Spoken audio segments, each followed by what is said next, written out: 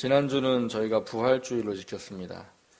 부활주의를 맞아서 부활, 영원한 승리 이런 제목을 가지고 마태복음 28장 1절에서 10절의 말씀을 가지고 함께 하나님의 은혜를 나눴습니다. 우리가 부활의 소망이라 이런 말을 할 때에 그 부활의 소망이라는 것은 단지 예수님 믿고 구원받아 천국에 가서 행복한 삶을 누린다에 대한 개념이 아니라 이렇게 말씀을 드렸습니다.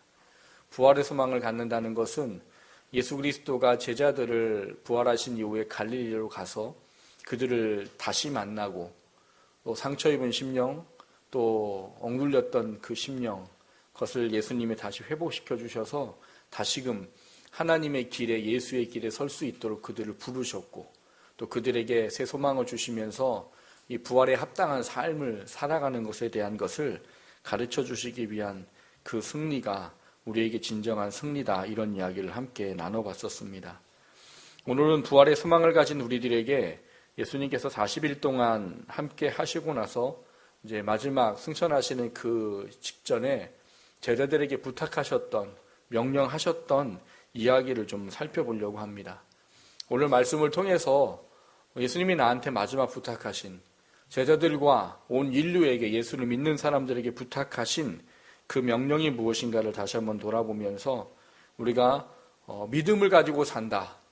그 믿음을 가지고 산다라는 것은 단지 생각이 아닌 내 삶에서 하나님 앞에 온전히 완성되어져야 할 중요한 어떤 의미가 있다라는 것을 다시 한번 돌아보는 그런 귀한 시간 될 수 있기를 원합니다.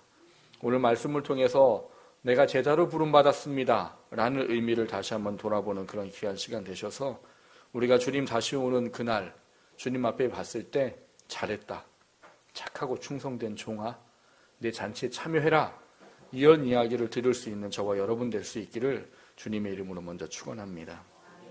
첫 번째 함께 나누려고 하는 것은 지상명령이 무엇입니까 하는 겁니다.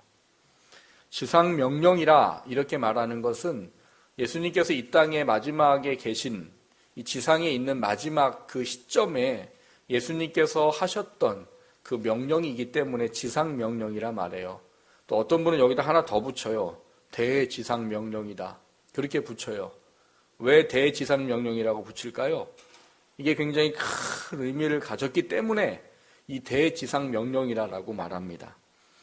근데 이 지상명령이라고 말하는 말씀으로 여러분이 설교를 들을 때 대부분 들었던 것은 혹시 이런 게 아닐까 싶습니다.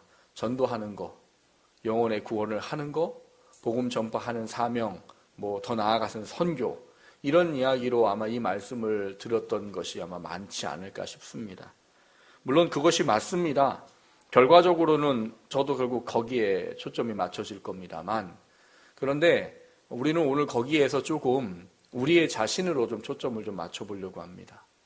우리가 복음을 전하라고, 결과적으로는 복음을 전하라는 하고 계시는 건데, 이 복음을 전한다는 개념의 차원의 문제를 위해서 우리가 먼저 깨달아줘야 될 게 있다는 사실이요. 그 깨달은 것을 가지고 우리가 어떻게 살아야 하니, 그것이 예수를 믿는 삶인가, 이런 부분에 좀 초점을 맞추고 좀 보려고 합니다. 오늘 말씀을 통해서 전도하라는 거 맞습니다. 복음 전하라는 거 맞습니다. 그런데 그거를 주님께서 우리에게 말씀하시는 것은 너희 삶을 해라, 너희 삶을 통해서 하라 라고 말하는 의미에 오늘 우리가 초점을 맞춰보고 말씀을 살펴보려고 합니다. 이 지상명령이다라고 말하는 것에 중요한 단어를 고르라고 한다면 제자라는 단어일 겁니다. 오늘 본문에 보면 19절에 그렇게 말합니다. 그러므로 너희는 가서 모든 민족을 제자로 삼아, 이렇게 말해요. 전도를 하는 것이지요. 영혼을 구원하기 위해서 복음을 전하는 게 맞습니다. 그게 예수님께서 마지막 승천하시기 전에 제자들에게 부탁한 거야, 이런 거지요. 나는 너희들이 부탁하는 거야. 뭘 부탁한다고요? 영혼을 구원하고 복음을 땅끝까지 전하고 그걸 난 너희들에게 부탁하는 거야 라고 말합니다. 그런데 그 부탁에 대한 개념을 이야기하면서 명령을 하시면서 뭘 단어를 썼는가 하면 제자라는 단어를 썼다는 거예요. 제자.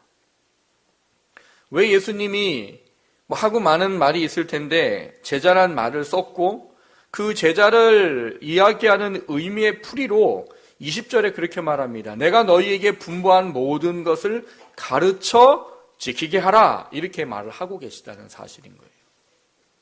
그러니까 지상 명령은 여러분 단지 그냥 사람들을 교회에 데려와라가 아니라는 거예요.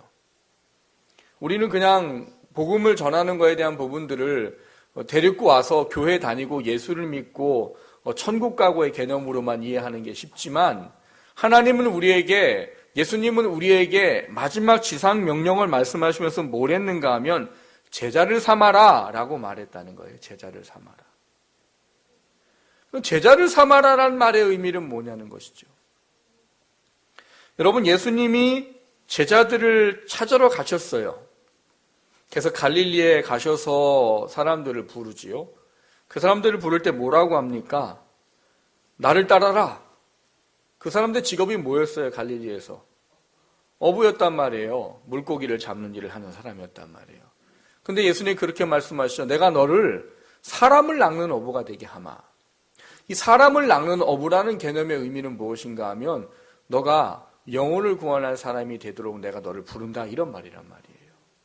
내가 너희들을 예수를 믿게 하는 사람들로 만들고 예수를 믿고 영혼의 구원을 받는 그 일, 그것이 마치 물고기를 잡는 것과 같은 의미로 예수님께서 사람을 낚는 그런 어부가 되도록 부르셨습니다. 그거를 우리가 정말 명확한 말로 표현하면 그들을 제자를 삼았다는 거예요. 제자를 삼았다. 그래서 제자를 삼은 그들은 예수님이 특별하게 다른 사람들과는 다르게 구별을 하셨습니다. 그래서 그 사람들에게는 특별히 가르치는 말씀이 따로 있으셨어요. 뭔가를 비유를 가르치시고 나서 그 비유를 사람들이 잘 뭔지 몰라요. 제자들도 모를 때가 있었어요. 그러면 밤늦게 예수님께서 그들을 함께 하시면서 비유를 어떻게 했어요? 풀어서 가르쳐 주셨어요. 그리고 그 가운데는 특별히 3명의 제자가 있었죠. 저희가 겟세마네 동산 때 제가 그런 말씀을 드렸어요. 왜 베드로하고 야고보와 요한만 맨날 이렇게 데리고 다녔을까라는 거예요. 그들을 편애한 겁니까? 베드로는 잘 모르겠는데 야고보와 요한은 조카라 같아요. 이 먼 친척이란 말이에요. 그래서 그들은 편애하신 거예요? 결코 그렇지 않다고 했어요. 왜 그렇게 하셨느냐? 그들에게는 그들에게 맡아진 하나님이 계획한 사역과 사명이 있었기 때문입니다. 베드로는 뭘 해야 되는 사람이었어요? 나중에 예루살렘 교회의 지도자로 그들을 핍박과 환난 속에서 그들을 이끌어가야 될 사람이었기 때문에 그를 데리고 다니셨고, 야고보는 12명의 제자 중에 제일 먼저 순교한 사람입니다.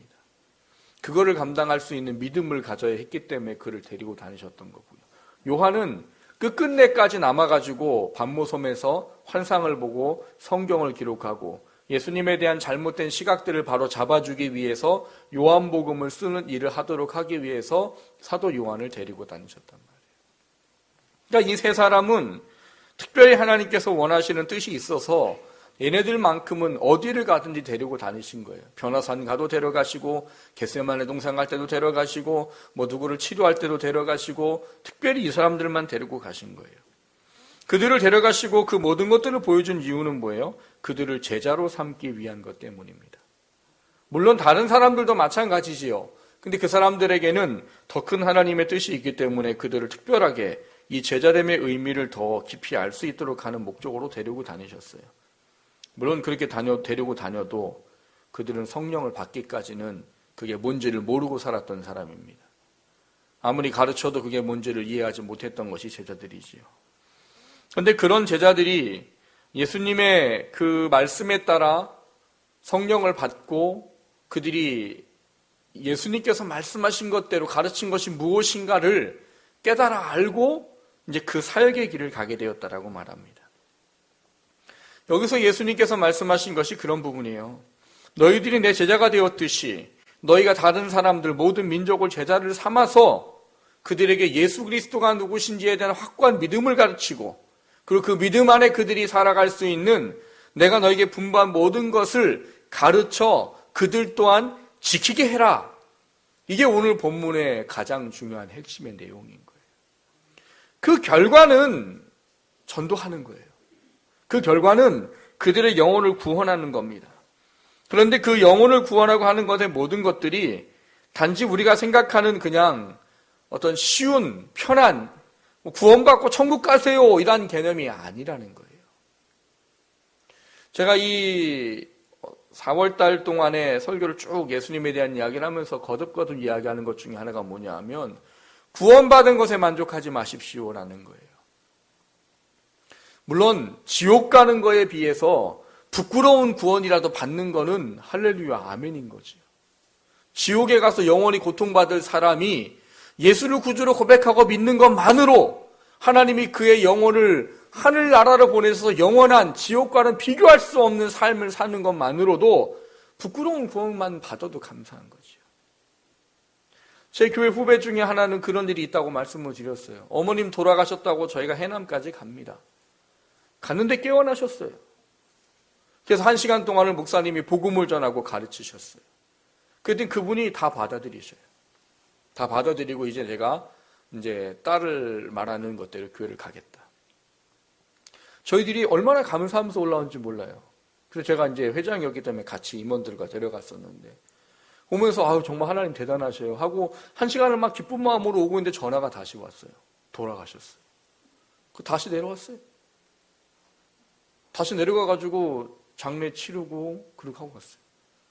근데 여러분, 그분은 구원은 받았을까요? 못 받았을까요?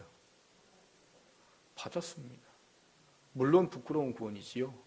그런데 그 1시간을 하나님이 복음을 듣고 예수를 구주로 영접하게 하시고 자기 예수 믿겠다는 그 고백을 듣게 하시고 그리고 1시간 만에 그 사람은 뭐가 됐어요? 성도가 돼서 성도로서 제사라네요. 죄송합니다. 또 소문나겠네. 어떤 내포시에 있는 교회는 목사님이 제사 드렸다고 또 영상 작업을 해야 되겠는데요. 뭘 드렸어요? 장례를 성도로 치르고 드렸다. 만약에 1시간 동안 그게 없다는 그 분은 돌아가실 때 뭐라는 이름이 없어요? 성도라는 이름을 못 쓰는 거죠. 성도라는 이름을 예수를 구주로 고백한 사람만 쓰는 거란 말이에요. 근데 그 1시간 만에 그분은 예수를 구주로 고백했고 성도라는 이름을 달고 장례를 치렀단 말이에요. 너무 놀라운 거죠, 이게. 이게 얼마나 대단해. 걔가 얼마나 마음속에 기쁜 마음을 품은지 모르고 후배가. 근데 여러분, 우리는 구원을 받을까를 고민하는 사람들이에요? 여러분 지금 교회를 구원을 받으려고 다니십니까? 우리는 구원을 받았기 때문에 교회를 다니는 거예요. 신앙 생활을 하고 있는 거라고요. 그런 우리들이 부끄러운 구원이라도 받아야 된다고 벌벌벌 뛰고 살면 이건 바보 같은 거라고 그랬잖아요. 모랑 똑같은 거예요. 기차 시간 늦어가지고 막 달리던 사람이 기차를 탔단 말이에요. 탔는데도 뭐 하고 있는 거예요? 계속 기차 안에서 뛰고 있는 거예요. 그랬더니 누가 뭐라고 그래요? 앞칸을 가려고? 그래, 앞칸 가고 앞칸 제일 앞에 갔어요. 어쩔 거예요? 거기서 계속 뛰어요? 왜 뛰는 거예요? 빨리 가려고? 제가 이번에 부산에 있어서 갔다 왔는데 빨리 뛰다가 빨리 가요? 그럼 바보 같은 거예요. 구원이 그런 거예요. 구원을 받았는데 구원을 받겠다고 생각하고 신앙생활을 하면 구원의 문제를 아직 모른다는 이야기인 거예요.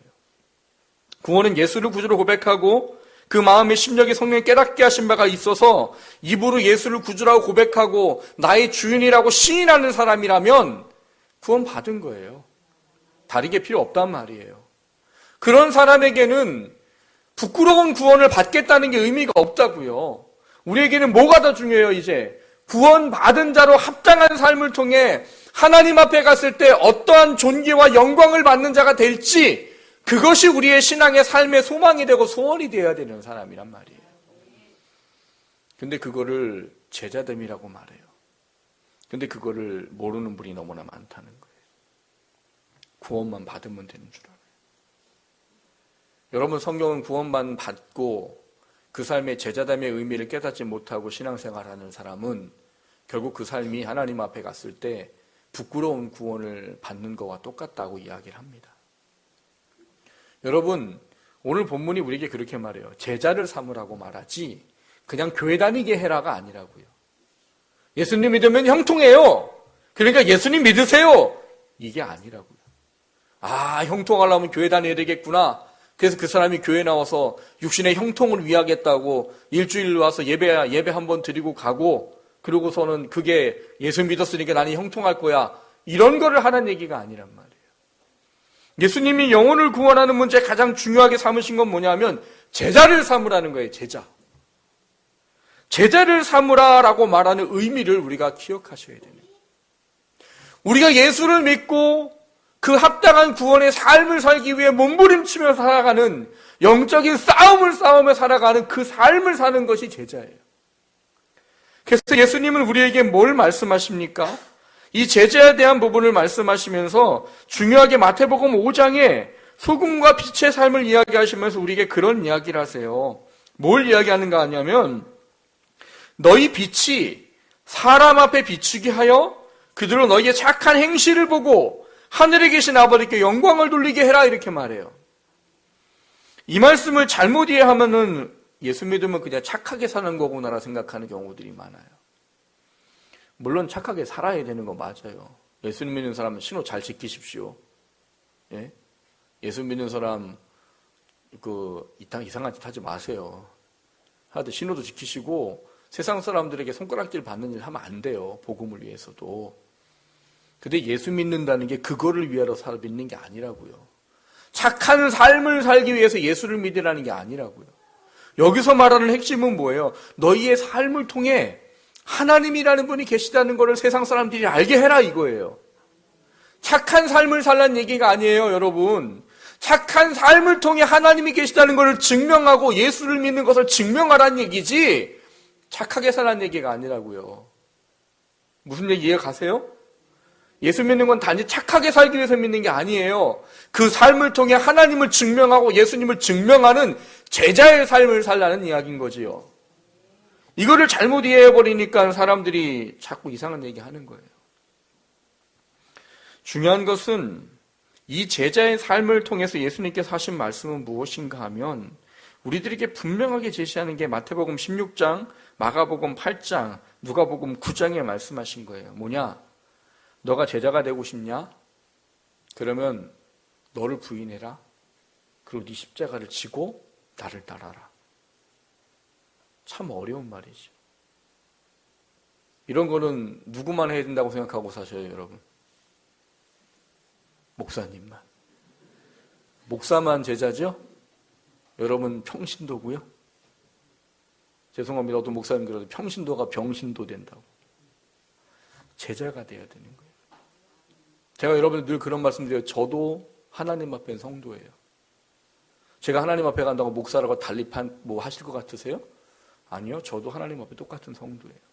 그러면 죄송하지만 똑같은 거예요. 제가 성도기 때문에 이런 삶을 살면 여러분도 그렇게 사셔야 되는 거예요. 아, 목사님이니까 저렇게 살고 나는 평신도니까 이렇게 살고.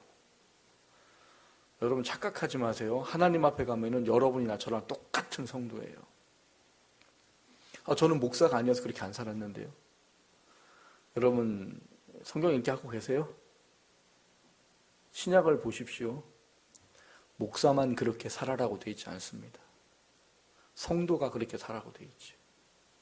예수를 믿는 사람이 그렇게 살라고 되어 있지 목사만 그렇게 살라고 되어 있지 않아요. 그러면 제가 여러분들 그렇게 가르치죠. 저만 그렇게 살면 되니까 여러분 좀 편하게 사세요. 여러분 하고 싶은 거 다 하고 살고 그냥 뭐 다 하고 사세요. 저만 그렇게 살면 되니까. 하나님은 아니에요. 그래서 제자라는 말이 참 어렵고 힘든 겁니다. 그래서 여러분이 제자가 된다는 것이 무엇인지 여러분의 삶에서 그 본질과 목적을 깨닫는 것이 필요하다고 말씀하세요. 그게 예수님께서 승천하시면서 제자들에게 마지막 부탁하신 것이요. 우리에게 복음을 전하라는 것이지만 그것이 단지 예수를 믿고 그냥 뭐 풍화 살다가 하늘나라 가라 그런 게 아니라 제자로서 그들을 예수님을 믿고 살도록 해라라고 우리에게 부탁하시는 거예요. 예수님 마지막 부탁하시는 게 뭔지 다시 한번 오늘 좀 정리를 좀 하시기 바랍니다. 단지 교회 다니고 예수님 믿고 형통한 삶 누리다가 천국 가라는 얘기가 아니에요. 제자로 살라는 거예요. 그 너희들이 제자이듯이 너희들을 전도하는 그 사람들이 똑같이 제자의 삶을 살도록 해야 된다는 게 우리에게 마지막 명령하신 명령이에요. 여러분 지상명이 무엇인지 다시 한번 돌아보시기를 주님의 이름으로 축원합니다. 두 번째로 나누고자 하는 것은 순종으로만 완성되는 믿음입니다 하는 거예요. 뭐로 완성돼요? 순종. 여러분, 제자라는 단어는 뭡니까? 누구를 제자라고 말해요? 제자는 뭐 하는 사람이에요, 여러분?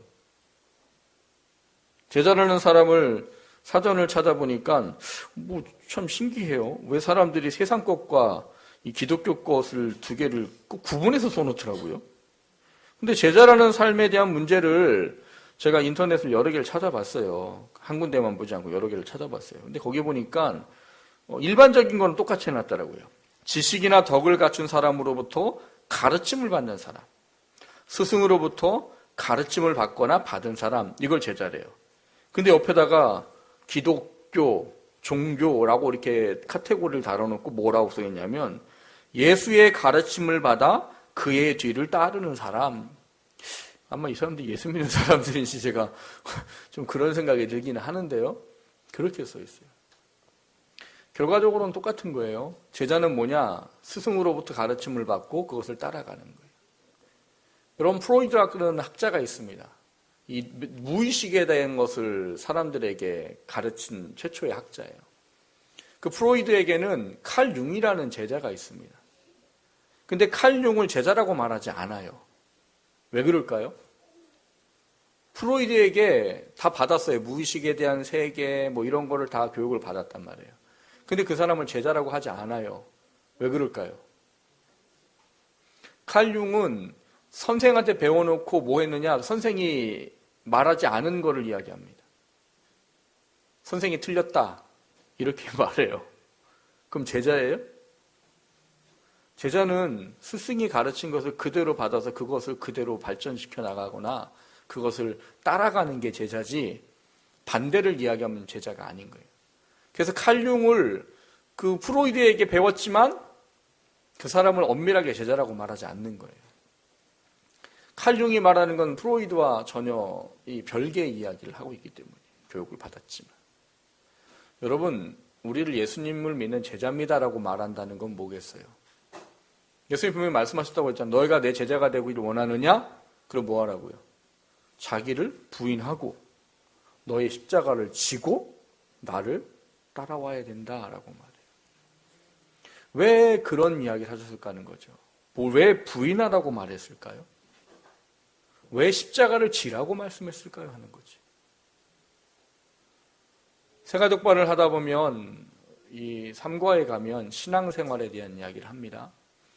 근데 신앙생활을 하면서 첫 번째 질문이 뭔가 하면 하나님이 기뻐하시는 신앙생활이 기뻐하는 것과 하나님께서 싫어하시는 것이 있다라는 질문이 있어요. 근데 그 대답이 뭐냐 하면 기뻐하는 것은 인내라고 써 있습니다. 하나님이 우리 신앙생활에서 원하시는 것은 인내래요. 그리고 하나님이 우리 신앙생활에서 기뻐하지 않는 게 있는데 그건 뭐냐? 뒤로 물러가는 거랍니다. 왜 신앙생활을 표현하면서 인내라는 단어와 뒤로 물러간다는 두 가지를 썼을까요? 인내는 뭐예요, 여러분? 인내는 참고 견디는 게 인내예요. 근데 왜 신앙생활을 말하면서 인내라는 단어를 굳이 썼을까요? 이미 여러분 마음속에 이미 감이 오시잖아요. 신앙생활이 쉬우세요? 신앙생활이 편하십니까? 아, 이거 할만하네 라고 생각되세요? 그러면 성경 다시 보셔야 됩니다. 신앙생활이 편하다, 할만하다 그러면 둘 중에 하나예요. 둘 중에 하나인데 하나는 좋은 거고 하나는 나쁜 거예요. 좋은 거는 뭘까요? 네, 성령 충만하면 쉬워요. 그래서 신앙생활을 삼과에 쭉 보다 보면 이 신앙생활을 잘하기 위해서 우리에게 해야 될 게 뭐냐? 첫 번째, 내 인생의 주인이 내가 아니라 하나님이라고 인정해라 이거예요. 이거 되면 나머지는 다 쉬워요, 여러분. 내 인생이 내 게 아니고 하나님 거예요. 그러면 내가 하나님한테 못 드릴 게 뭐가 있어요? 그것만 인정하면 나머지는 다 쉬워요. 그게 인정이 안 되니까 어려운 거죠. 근데 그걸 사람의 힘으로 할 수 있어요?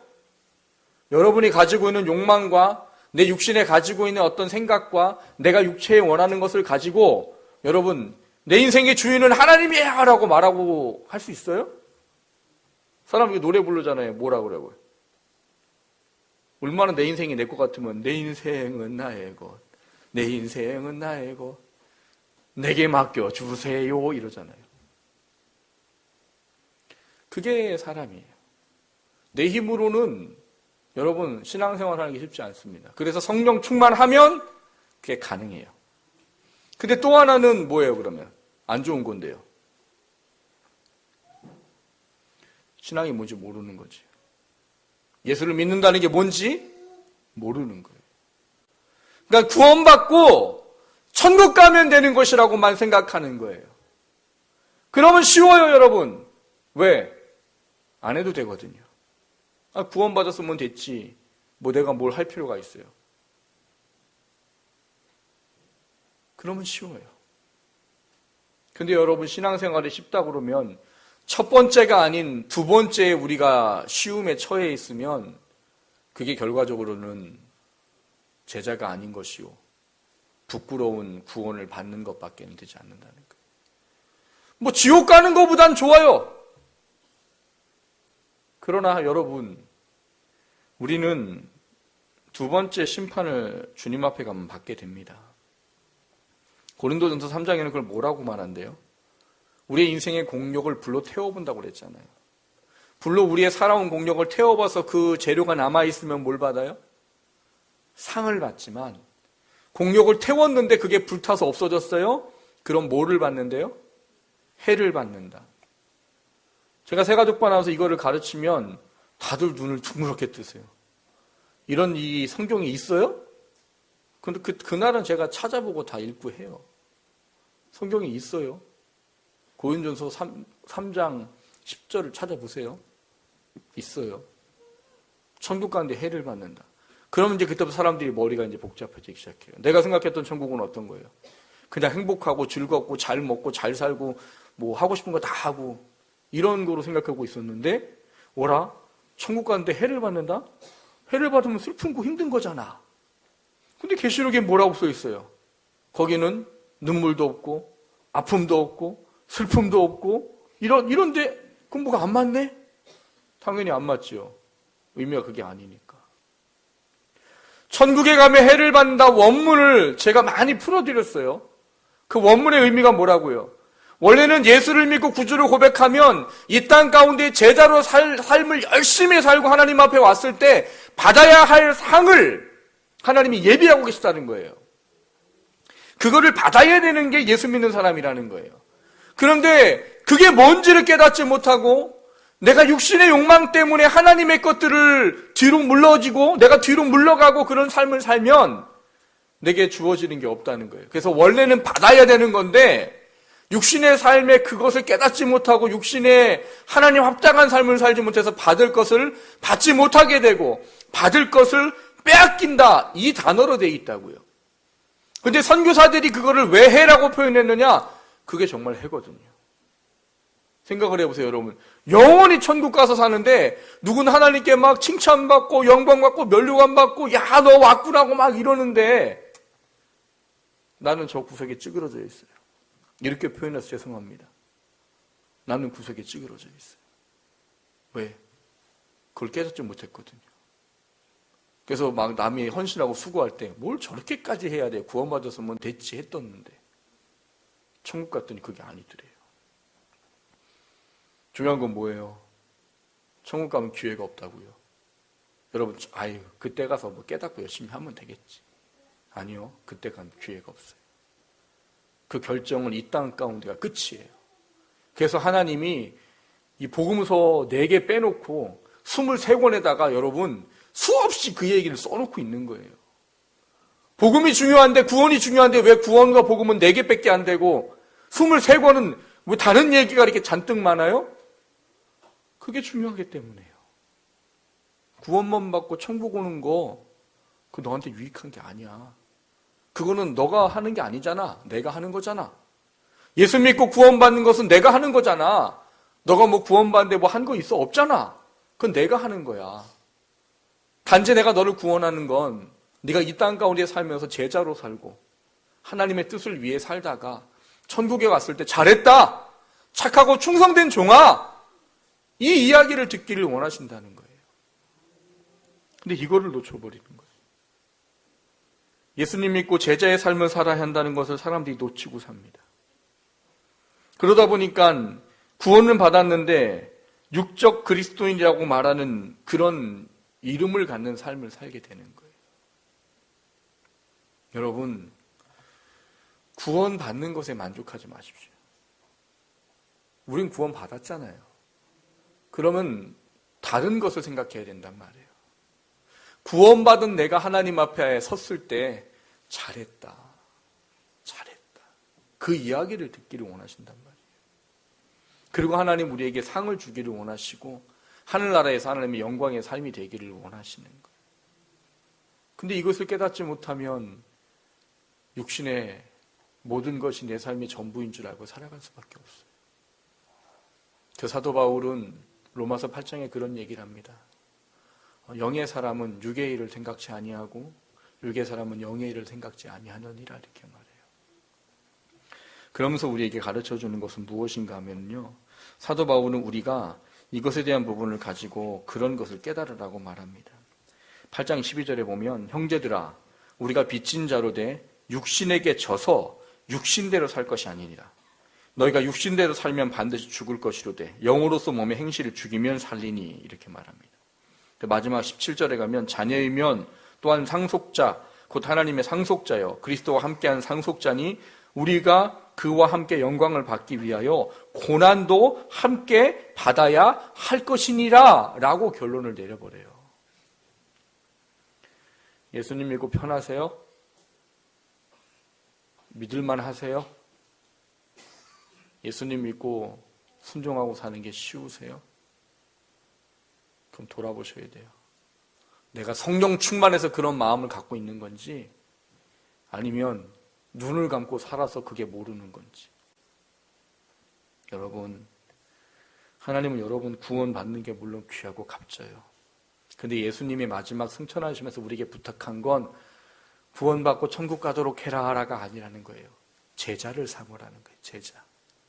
그러면 우리가 뭐가 돼야 돼요? 우리가 제자가 아닌데 누구를 제자를 삼아요? 내가 육적 그리스도인으로 살면서 누구한테 예수님을 위해 살라고 말해요? 그래서 우리가 순종하는 삶이 우리의 믿음을 완성한다고 말하는 거예요. 우리가 먼저 제자가 돼야 다른 사람을 제자 삼을 수 있는 겁니다. 꿈에 가득한 성도 여러분, 또 함께하는 모든 성도 여러분, 내 신앙을 좀 다시 돌아보셔야 돼요. 정말 천국의 소망을 품는다는 건 나 하늘나라 가면 행복할 거야 이게 아니라고요. 하나님 앞에 갔을 때 인정받는 그 삶을 사는 것이 천국의 소망이에요.